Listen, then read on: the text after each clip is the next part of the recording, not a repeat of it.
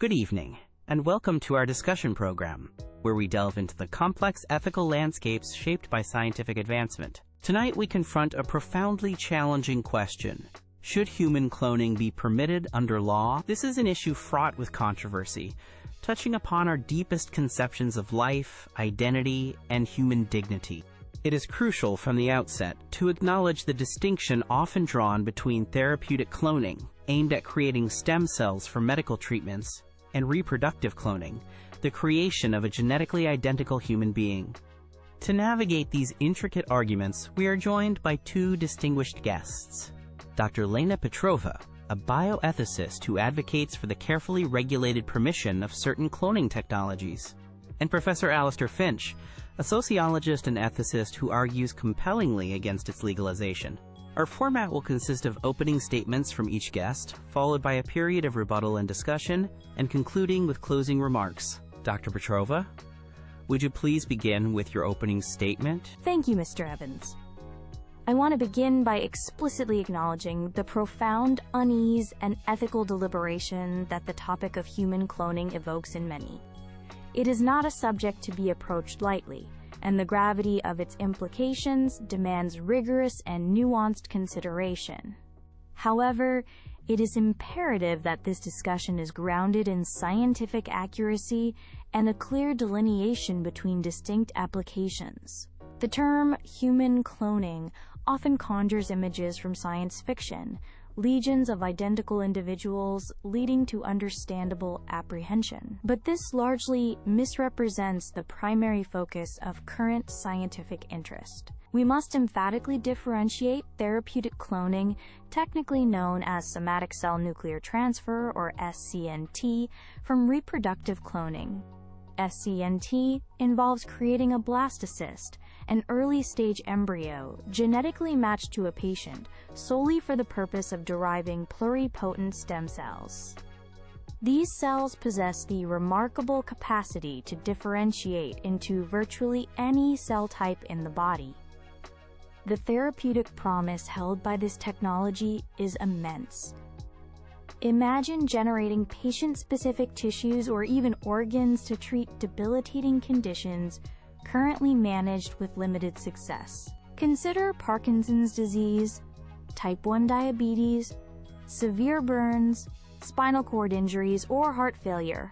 Therapeutic cloning could offer pathways to regenerate damaged tissues using the patient's own genetic material, thereby circumventing the pervasive problem of immunological rejection that plagues conventional transplantation. To impose a blanket legislative ban on all forms of human cloning, including therapeutic applications, would be to prematurely slam the door on potentially life-saving medical breakthroughs. It risks impeding vital scientific inquiry, obstructing the development of novel therapies, and ultimately condemning countless individuals to continued suffering. Such prohibition represents not just a hindrance to scientific progress, but arguably an abdicating of our responsibility to pursue knowledge that could alleviate human misery. Now, addressing reproductive cloning, the creation of a cloned human being, the ethical objections and safety concerns are currently far more substantial, and I concur that it is not appropriate at present. However, declaring a permanent, immutable ban might be precipitous. Is it conceivable that under future conditions of proven safety and within an extraordinarily stringent regulatory framework, there might be specific rare circumstances, perhaps assisting couples with complex infertility issues, otherwise unable to have genetically related children, where it could warrant cautious ethical consideration? We must recall the initial societal trepidation surrounding in vitro fertilization, IVF, a technology now widely accepted. Finally, the ubiquitous slippery slope argument, suggesting that permitting therapeutic cloning inevitably leads to reproductive cloning misuse, underestimates our capacity for robust governance. Meticulously crafted and rigorously enforced regulatory frameworks, akin to those governing genetic engineering or nuclear technology, can establish clear boundaries and effectively prevent unethical applications. We must trust in our ability to manage innovation responsibly, not stifle it out of fear. Thank you, Dr. Petrova. Professor Finch, your opening statement, please. Thank you, Mr. Evans. Dr. Petrova eloquently outlines the potential therapeutic horizons that cloning technology might offer, and I do not dismiss these potential benefits lightly. The prospect of alleviating suffering from degenerative diseases is indeed compelling. However, these potential gains, currently largely speculative, must be weighed against the profound ethical contraventions and societal risks inherent in pursuing human cloning in any form. My primary objection stems from the fundamental violation of human dignity and the concept of uniqueness that cloning represents. Whether for therapeutic or reproductive purposes, cloning instrumentalizes human life. It reduces the human being, or the nascent human entity in the case of therapeutic cloning, to a means to an end, a product manufactured according to a predetermined genetic template. Therapeutic cloning, despite its purported aims, necessitates the creation of a human embryo specifically for its destruction to harvest stem cells. This act treats the earliest stage of human life not as possessing inherent worth, but as a mere resource. Reproductive cloning extends this instrumentalization further, creating a person predetermined to be a copy, potentially burdened by the expectations and shadow of their genetic predecessor. Furthermore, the safety and welfare concerns are not trivial technical hurdles. They are formidable ethical barriers. Decades of animal cloning research have demonstrated exceedingly low success rates. Cloned animals frequently suffer from severe developmental abnormalities, debilitating health complications, and premature aging. To even contemplate attempting such procedures on humans, given this track record, constitutes unethical experimentation of the highest order, risking catastrophic harm to any individual brought into existence through this method. Beyond the physical risks, we must consider the profound psychological and social ramifications. What would be the psychological burden on a cloned individual grappling with issues of identity, autonomy, and the weight of genetic determinism? How would society adapt to the presence of genetically identical individuals? Cloning risks exacerbating social inequalities, potentially leading to demands for genetic enhancement or creating new avenues for discrimination. It could fundamentally alter our understanding of family structures, kinship, and the very essence of human individuality, potentially commodifying human beings in unprecedented ways. Finally, the slippery slope argument, which Dr. Petrova seeks to dismiss, remains a potent and valid concern. While robust regulation is proposed, the existence of the technology itself creates an inexorable pressure towards its application. Permitting therapeutic cloning normalizes the underlying techniques and inevitably lowers the threshold for reproductive cloning attempts, whether illicitly or illicitly. Regulatory safeguards, particularly on an international scale, are notoriously difficult to enforce perfectly. The potential for misuse, leading towards scenarios of designer babies or other dystopian outcomes, is simply too great a gamble. We must draw a clear line before we embark on this perilous path. Thank you, Professor Finch. We now move into the rebuttal and discussion phase. Dr. Petrova, you have the opportunity to respond to Professor Finch's points. Professor Finch raises crucial ethical points, but I believe his argument conflates distinct issues and overstates certain risks, particularly concerning therapeutic cloning. His assertion that therapeutic cloning instrumentalizes human life by creating and destroying embryos warrants closer examination. The moral status of a blastocyst created via SCNT, which is essentially a cluster of cells incapable of developing into a full human being unless implanted into a uterus, is a subject of considerable ethical debate. Many ethical frameworks do not ascribe the same moral status to this early-stage entity as they do to a developed fetus or a born person. This is analogous to the widespread acceptance of using and inevitably discarding surplus embryos created during IVF procedures. embryos which also have the potential for life, but are routinely destroyed without universal condemnation. To equate SCNT blastocysts with persons is a specific ethical stance, not a universally accepted truth, and basing prohibitive legislation solely on this view disenfranchises those who hold different, equally valid ethical perspectives and who could benefit immensely from the resulting therapies. Furthermore, the professor persistently blends the anxieties surrounding reproductive cloning with the potential of therapeutic cloning. This conflation serves to heighten fear rather than clarify the debate. The goal of therapeutic cloning is not to create babies, but to create patient-specific stem cells for healing. These are fundamentally different objectives with distinct ethical considerations. Regarding safety concerns, yes, reproductive cloning currently faces significant hurdles, as observed in animal models. However, these challenges underscore the need for *more research under stringent ethical oversight, not an outright ban that prevents us from understanding and potentially overcoming these issues for therapeutic purposes. Scientific progress often involves navigating risks responsibly. The potential benefits to human health justify pursuing this avenue cautiously and ethically. Finally, challenging the inevitability of the slippery slope. Society has repeatedly demonstrated its ability to regulate powerful technologies. Look at the stringent controls around genetically modified organisms, nuclear materials, or even aspects of artificial intelligence development. While challenges exist, these examples prove that societal control and ethical governance are feasible.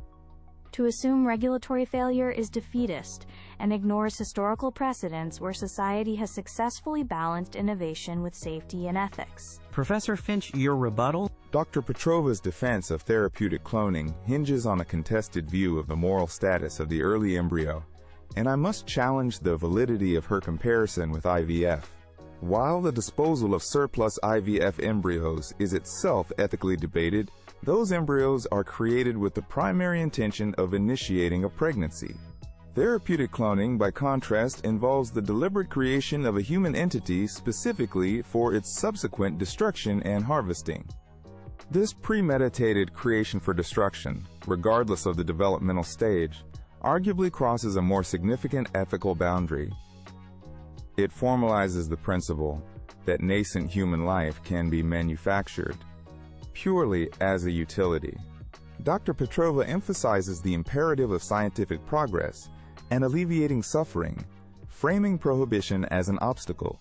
However, the pursuit of knowledge cannot be the ultimate trump card in ethical deliberations. There are lines that science should not cross, even in the name of potential benefits. Not all technological possibilities are morally desirable or conducive to human flourishing. Ethical considerations, particularly those concerning the intrinsic value of human life and dignity, must sometimes constrain scientific ambition. Regarding safety, Dr. Petrova acknowledges the current dangers of reproductive cloning, but suggests more research. Yet, the research required to make reproductive cloning safe, if ever possible, would inevitably involve experimentation that leads towards that very outcome. It is disingenuous to separate the research pathways so cleanly. Furthermore, even proponents concede the current unacceptability of reproductive cloning due to safety. This itself is a powerful argument against developing the foundational technology. Finally, while regulation of technologies like GMOs exists, the enforcement challenges are substantial, and the potential societal impact of human cloning is arguably of a different magnitude altogether. Cloning touches upon the very definition of human identity and reproduction. The risks of exacerbating social inequalities, commodifying human life, and fundamentally altering our self-perception remain profound. We should prioritize alternative research avenues, such as adult stem cell research or induced pluripotent stem cells, iPSCs, which offer significant therapeutic potential without incurring the grave ethical costs associated with cloning. A quick couple of questions before we move to closing statements. Professor Finch, you argue strongly against cloning on principle. Could any conceivable future advancements in safety and regulation ever make therapeutic cloning, specifically the SCNT process for stem cells, ethically acceptable in your view? Perhaps if alternative sources prove insufficient? Mr. Evans, my objection is rooted in the principle of not creating human life solely for instrumental purposes and destruction. While advancements might mitigate safety concerns for hypothetical reproductive cloning, they do not alter the fundamental ethical problem inherent in therapeutic cloning's core process. Therefore, even with perfected techniques, creating an entity with human potential purely to exploit it remains, in my view, ethically impermissible. The availability of promising alternatives like iPSCs further strengthens the case against needing to cross this line. And Dr. Petrova, you express confidence in regulatory frameworks. However, given the global nature of science, how can robust international regulations realistically prevent rogue states or non-state actors from pursuing reproductive cloning illicitly if the fundamental technology becomes widespread and refined through therapeutic applications? That is a valid and serious challenge, Mr. Evans. No regulatory system is absolutely foolproof, particularly on an international scale. However, the risk of misuse exists with many powerful technologies, including biological agents and nuclear capabilities. Our response should be proportionate. Strong international treaties, transparent research protocols, stringent licensing, and robust enforcement mechanisms similar to arms control agreements. Driving the research underground through prohibition might actually increase the risk of uncontrolled, unethical applications. Open, regulated research allows for oversight and ethical debate, making illicit activities harder to conceal and universally condemned. The potential benefits of therapeutic cloning warrant tackling the regulatory challenge, not abandoning the field due to the actions of potential bad actors. Thank you both. We now turn to closing statements. Professor Finch, please proceed. In conclusion, the proposal to permit human cloning, even when carefully partitioned into therapeutic and reproductive categories, represents a dangerous step with profound and potentially irreversible consequences. My objections remain steadfast. Cloning constitutes a fundamental violation of human dignity, treating human life as a manufactured product rather than a gift to be received. It involves the instrumentalization of human beings, either through the creation and destruction of embryos for parts, or the creation of individuals predetermined by their genetic makeup. The safety risks, vividly demonstrated in animal studies, are currently insurmountable and render any attempt at human reproductive cloning unethical experimentation. Furthermore, the potential psychological harm to a cloned individual and the detrimental societal impacts, the erosion of individuality, the commodification of life, the exacerbation of inequality, are simply unacceptable. We stand warned against the hubris of pursuing every technological capability without adequately considering the ethical ramifications and the kind of society we wish to inhabit. Alternative, ethically sound research pathways exist. Therefore, I urge a clear, unambiguous legal prohibition on all forms of human cloning to safeguard our core human values, preserve the uniqueness of each individual, and uphold the inherent dignity of human life and natural reproduction. Thank you, Professor. Dr. Petrova, your closing statement. Tonight, we have debated a technology that sits at the confluence of immense promise and palpable fear. While I respect the profound ethical concerns raised by Professor Finch, I maintain that a legislative ban on all human cloning, particularly therapeutic cloning, would be a grave mistake. The potential of therapeutic cloning through SCNT to revolutionize medicine and alleviate the suffering caused by countless debilitating diseases is extraordinary. It offers tangible hope for generating patient-specific cells and tissues, overcoming immune rejection, and providing cures where only treatments exist today. Our commitment must be to ethical conduct and responsible innovation, not prohibition driven by speculative fears or a conflation of therapeutic potential with the separate challenges of reproductive cloning. Societal progress has always involved navigating the complexities of new technologies through careful regulation, open discourse, and adaptation, not by retreating from challenges. A blanket ban denies hope to millions of patients and their families. It represents an abdicating of our responsibility to pursue knowledge that can benefit humanity, suggesting we lack the wisdom or capability to manage powerful discoveries ethically. Let us proceed with caution, robust oversight, and unwavering ethical scrutiny, but let us proceed. Let compassion for those suffering, coupled with a commitment to responsible scientific exploration, guide our path forward towards ethically governed advancement, not fearful stagnation. Dr. Petrova, Professor Finch, thank you both for your articulate, passionate, and deeply considered arguments on this exceptionally complex subject. You have clearly illuminated the profound tension between the drive for scientific advancement and the safeguarding of fundamental ethical principles.